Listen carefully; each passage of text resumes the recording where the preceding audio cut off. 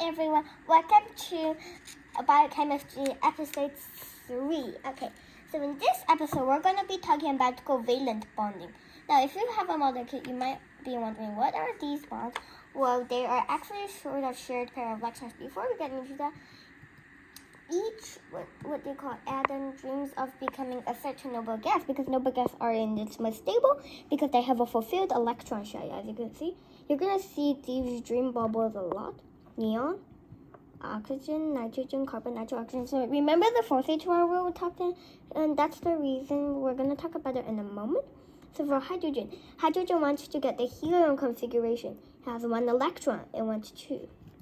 So what you would do is that what if another hydrogen was nearby? Well, then they could bond, and that is sort of what you call sort of what, like, that's a shared pair. It's sort of like this is a hydrogen, this is, it's sort of like they're holding hands, like that's basic. That's another idea to think of it, and that is the hydrogen gas. If we turn it into a ball and stick model, like if you that like what the model kit would show, this is basically what they would show. So you see, hydrogen, they're not really like connecting atoms. That's what the bonds really mean. If anybody asks you what is a bond, it's a shared pair of electrons because the electrons are being shared. Now we're gonna skip lithium and beryllium because they like to form ionic bonds, which we're gonna talk about way later. Excuse me. So this is boron, so boron has 3 other electrons. There's plenty of space. Why pair them? There's plenty of space. And then if you can form bonds, and then now it's called the octet rule, but you may notice that this is only 6 electrons, which is called the hextet rule. That's like a violation of it, which we're gonna talk about way later. This is boron. Now boron likes to form 3 bonds. What about carbon? Well, carbon has 4 other electrons, so it likes to form 4 bonds. 4 other unpaired electrons. And then if other 4 hydrogens were on, we have the noble gas achieved. Hydrogen became helium. Like this, hydrogen was paired with this electron, it would be sort of a helium electron configuration. And for the carbon, it's going to be the neon, you see. That's for carbon. And this is methane. Here is a model of methane.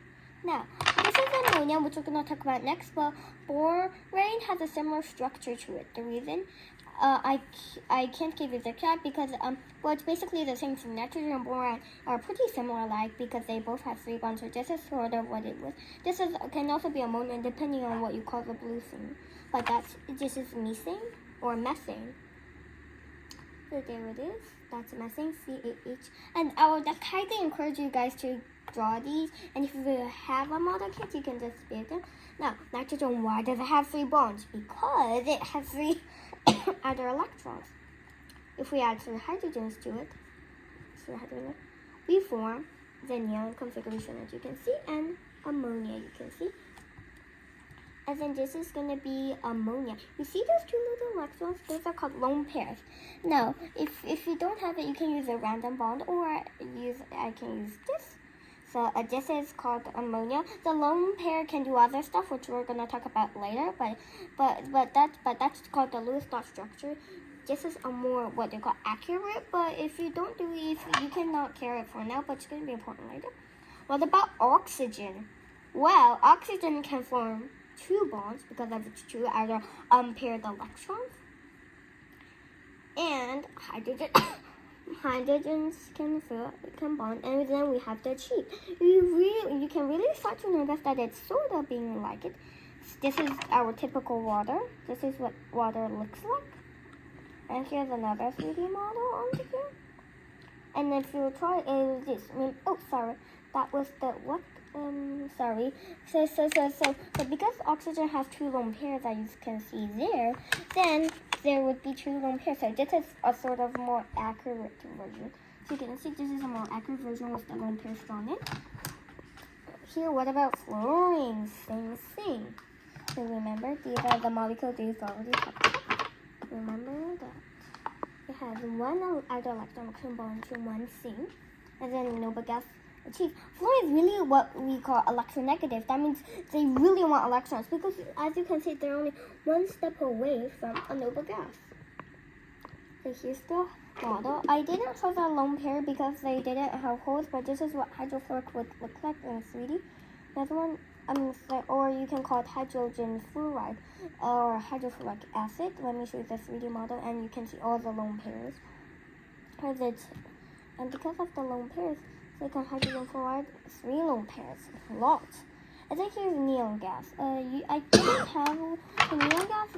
You can see now why it never forms bonds. And same thing with helium. Now you might call hydrogen the duet rule instead of the octet rule. It forms 2 like hydrogen and helium. Sorry for the noise. Oops.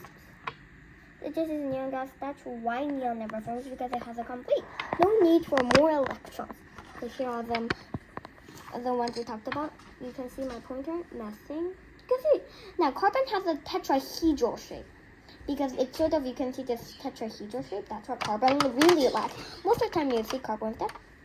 Ammonia, however, has this. This is called the trigonal planar, or trigonal pyramidal, depends.